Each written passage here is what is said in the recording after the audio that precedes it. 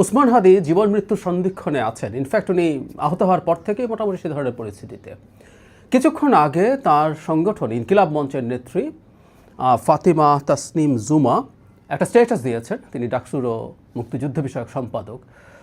খুবই অ্যালার্মিং কিছু কথাবার্তা আছে, আমি সেটা নিয়ে একটু কথা বলতে চাই। ইনফ্যাক্ট ওসমান হাদিকে কেন্দ্র করে একটা অস্থিরতা তৈরির পায়তারা যে আছে এটা বোঝা যাচ্ছিল এবং সেটা আস্তে আস্তে আরও স্পষ্ট হয়ে উঠছে।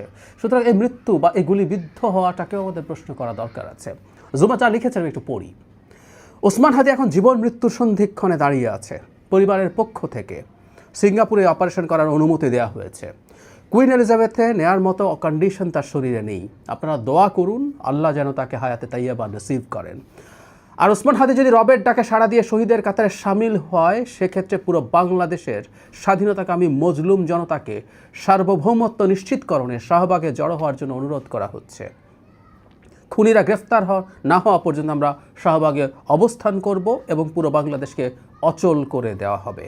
খুনি যদি ভারতে পালিয়ে যায়, সেক্ষেত্রে ভারত সরকারের সাথে আলোচনা করে যে কোনো মূল্যে তাকে গ্রেফতারপূর্বক ফেরত আনতে হবে। আমি যেগুলো আরেকবার পড়ি শেষ অংশটুকু, সেটা হচ্ছে স্বাধীনতাকামী মজলুম জনতাকে বলা হচ্ছে সার্বভৌমত্ব নিশ্চিতকরণে শাহবাগে জড়ো হওয়ার অনুরোধ। খেয়াল করি, মানে আমাদের সার্বভৌমত্ব হুমকির মুখে আছে, শাহবাগে দাঁড়াতে হবে। আরেকটা শাহবাগ আসছে। খুনিরা গ্রেফতার না হওয়া পর্যন্ত আমরা শাহবাগে অবস্থান করব এবং পুরো বাংলাদেশকে অচল করে দেওয়া হবে। আর বলছে ভারতে যদি পালিয়ে যায়, সেক্ষেত্রে ভারতের সাথে আলোচনা করে যে কোনো মূল্যে গ্রেফতারপূর্বক ফেরত আনতে হবে। মানে আরেকটা শাহবাগের ডাক এসছে। জামাতের বিরুদ্ধে, জামাতের যুদ্ধাপরাধীর বিরুদ্ধে যে শাহবাগ হয়েছিল, সেই শাহবাগ নিয়ে আমাদের ক্রিটিক ছিল। সেখানে যা যা করা হয়েছে সেটা ফ্যাসিবাদ উত্থানের একটা সূচনা লগ্ন হিসেবে অনেকে আইডেন্টিফাই করেছেন। আমরা এটার সাথে যৌক্তিকভাবে একমত হই, কিন্তু একইভাবে এখন আরেকটা আহ্বান জানানো হলো। কখন এটা যখন নির্বাচনের তফসিল ঘোষণা করা হয়েছে। তফসিল ঘোষণার পর নির্বাচন কমিশনকে এবং সরকারের দিক থেকে এটা আমরা বলতে দেখেছি যে তফসিলের পর জমায়েত, বিভিন্ন জায়গায় সমাবেশ জমায়েত তারা হতে দেবেন না। এটা নিশ্চিতভাবে নির্বাচনী যে পরিস্থিতি আছে সেটার জন্য হুমকি স্বরূপ। কিন্তু অলরেডি আহ্বান করা হয়েছে। মারা যাওয়ার আগেই হাদি এখনও মানে বেঁচে আছেন। উনি আসলেই প্রথম থেকে উনি বেঁচে থাকবেন এই পরিস্থিতি ছিল না, এটা খুবই নগণ্য সম্ভাবনা ছিল।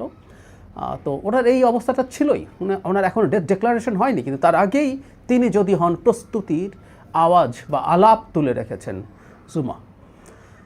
এই ধরনের খুবই ইমোশনাল জায়গায় দাঁড়িয়ে কথা বলা খুবই কঠিন, কারণ ওসমান হাদির গুলিবিদ্ধ হওয়া ঘটনা বাংলাদেশের প্রত্যেকটা মানুষকে আহত করেছে। আওয়ামী লীগের কিছু সিম্প্যাথাইজার ছাড়া, আওয়ামী লীগ করা লোকজন ছাড়া, এর বাইরে প্রত্যেক, এমনকি যারাকে তারা প্রকাশ্যে ক্রিটিকও করেছে তাদেরকেও করেছে। কিন্তু তাকে কেন্দ্র করে ভারত বিরোধিতা আছে। সমাজের বিভিন্ন মানুষ যারা তাকে সমালোচনা করেছেন বিভিন্ন ফর্মে প্রকাশ্যে, তাদেরকে হত্যাযোগ্য করে তোলার চেষ্টা আছে। বলা হচ্ছে তারাই নাকি ওসমান হাদিকে হত্যাযোগ্য করে তোলার চেষ্টা করেছেন সেভাবে। সো একটা সংঘাত তৈরির চেষ্টা খুব সিরিয়াসলি আমরা দেখছি, পরিকল্পনা দেখছি। এখন তার সাথে দেশ অচল টচল করে দেওয়া, শাহবাগ করা, এগুলো প্রত্যেকটাকেই আমরা বলবো নির্বাচনকে বানচাল করার সাথে জড়িত হয়ে পড়ছে। হাদি যদি চলে যান, খুবই মর্মান্তিক ব্যাপার। এবং আমি ধারণা করি এই ধরনের ঘটনা আরও ঘটতেও পারে।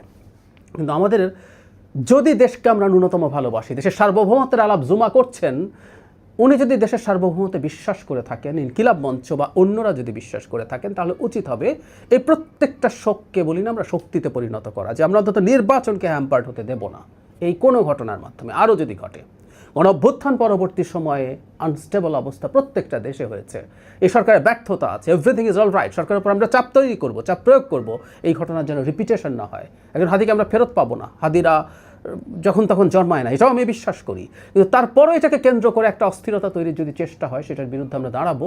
ঝুঁকি থাকলে থাকুক, এতে যে কোনো রকম ট্যাগিং হলে ট্যাগিং হোক, আই ডোন্ট কেয়ার, আমাদের যার দাঁড়ানো দরকার আছে। কিন্তু যারা এই ধরনের অস্থিরতা তৈরির অন্তত চেষ্টা করছেন, ইচ্ছে হোক অনিচ্ছায় হোক, অতি আবেগে হোক, তারা একটু শান্তভাবে ভাবুন।